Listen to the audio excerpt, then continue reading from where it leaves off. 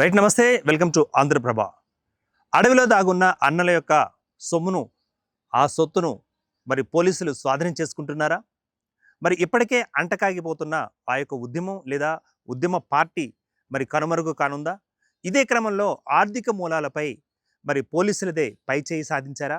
అంటే ఆర్థిక మూలాలపై మావోయిస్టుల యొక్క డబ్బులు దాచిపెట్టారో మరి ఆ డబ్బులు ఎక్కడున్నాయో కూడా మొత్తం పూర్తి స్థాయిలో వారు కనిపెట్టి స్వాధీనం చేసుకోబోతున్నారా?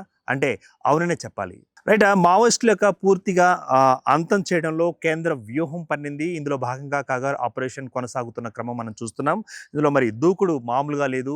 సో కేంద్ర ప్రభుత్వం యొక్క దూకుడు, మరి పోలీసులు, అదేవిధంగా సిఆర్పిఎఫ్ బలగాలు, ఎన్ఐఏ బలగాలు కూడా పూర్తి స్థాయిలో మరి దూకుడుగా వ్యవహరిస్తున్నాయి. ఎక్కడ దొరికితే అక్కడ వారిని అరెస్ట్ చేయడం, అదేవిధంగా మరి ఎక్కడ దొరికితే అక్కడే హతం చేస్తామంటూ కూడా ప్రకటనలు చేయడం, చావండి లేదా లొంగిపోండి అంటూ కూడా మరి వారు మరి ముందస్తుగా హెచ్చరికలు జారీ చేయడం మన కొనసాగుతున్న ఆ పరిస్థితి. అయితే తాజాగా ఆర్థిక మూలాలపై పోలీసులు గురిపెట్టారు. మరి ముఖ్యంగా కేంద్ర ప్రభుత్వం వారి యొక్క ఆర్థిక మూలాలను ఎక్కడి నుంచి అయితే వస్తున్నాయో ఆ మూలాలను లేదా దాచిపెట్టుకున్న ఆ డబ్బును మరి కొల్లగొడితే వారి యొక్క ఆర్థిక మూలాల మీద దెబ్బ కొట్టినట్లు కదా అన్న వ్యూహంలో ముందుకెళ్తోంది. రైట్. ఇక తాజాగా మరి కోట్లాది రూపాయల డబ్బును కూడా మరి మావోయిస్టులకు సంబంధించిన డబ్బును మరి ఈ యొక్క ప్రభుత్వం సీజ్ చేయడం కూడా జరుగుతుంది. ఇందులో భాగంగా దాదాపు 92 కోట్ల రూపాయల మరి అన్నల ఆస్తులను కూడా స్వాధీనం చేసుకోవడం జరిగింది. దీనికి సంబంధించిన ఒక సమాచారం వైరల్ అవుతున్న మన క్రమం అని చూస్తున్నాం. సో ఇప్పటికే కొన ఊపిరితో ఉన్న మావోయిస్టు మరి పార్టీ, మావోయిస్టు నేతలు కూడా మరి అందరూ దాదాపు లొంగిపోతున్నారు. అదేవిధంగా కొంతమంది ఎన్కౌంటర్కు గురవుతున్నారు. మరి కొంతమంది స్వచ్ఛందంగా లొంగిపోతున్న క్రమం. ఇందులో భాగంగానే మరికొంతమంది మావోయిస్టులు కూడా తమ తలలపై పెట్టిన రివార్డు ఎంతైతే ఉందో అంత మరి అందిపుచ్చుకొని మరి అక్కడి నుంచి కూడా ఉద్యమాలకు స్వస్తి చెప్పి జనజీవన స్రవంతిలో కలుస్తున్న క్రమం మనం చూస్తున్నాం.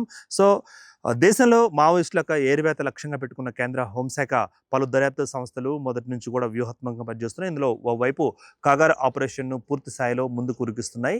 భారీగా భద్రతా బలగాల యొక్క కూంబింగ్ నిర్వహిస్తున్నాయి. అత్యాధునిక సాంకేతిక పరిజ్ఞానాల సహాయంతో కూడా వాళ్ళ యొక్క ఉనికిని అక్కడ కనిపెట్టడం, అదేవిధంగా మావోయిస్టుల యొక్క కదలికలను కనిపెట్టడం, పసిగట్టడం, అవసరమైతే శాటిలైట్ ఫోన్ల ద్వారా, శాటిలైట్ చిత్రాల ద్వారా కూడా వారి యొక్క ఉనికిని పసిగట్టి మరి వారిని అక్కడి నుంచి పంపించి వేయడమా, లేకపోతే అరెస్ట్ చేయడమా, లేకపోతే వారికి శిక్ష విధించడమా అన్న క్రమంలో మరి ముందుకు పోతోంది. సో ఇదే క్రమంలో దాదాపు 92 కోట్ల రూపాయల మరి ఆ యొక్క ఆస్తులను కూడా స్వాధీనం చేసుకున్నట్లు మరి కేంద్ర ప్రభుత్వం చేసుకున్నట్లు మనకు వార్తా కథనాలు వినిపిస్తున్నాయి. మొత్తం మీద ఆర్థిక మూలాలు అనేవి అన్నిటికీ మూలం కాబట్టి ఏ ఉద్యమానికైనా, ఏ పార్టీకైనా, లేకపోతే ఏ ప్రభుత్వానికైనా, లేకపోతే రాష్ట్ర ప్రభుత్వానికైనా సరే ఆర్థిక మూలాలను దెబ్బ కొడితే ఆటోమేటిక్గా మన కంట్రోల్ మన చేతిలోకి వచ్చేస్తుందంటూ కూడా మరి కేంద్ర ప్రభుత్వం తీసుకున్న నిర్ణయం పట్ల అంటే ఒక పక్క హర్షం వ్యక్తం అవుతుంది, మరో పక్క మానవ హక్కులను హననం చేస్తున్నారు, అదేవిధంగా మరి మనుషులను పిట్టల్లా పట్టుకొని కాల్చివేస్తున్నారు అంటూ కూడా మరి ఆరోపణలు ఎదుర్కొంటున్నారు. సో మరి మేధావులు కానీ, అదేవిధంగా మాజీ నేతలు కానీ, అదేవిధంగా మరి మానవ హక్కుల సభ్యులు కానీ, ఆ సంఘాలు కూడా మరి ఆరోపిస్తున్నాయి.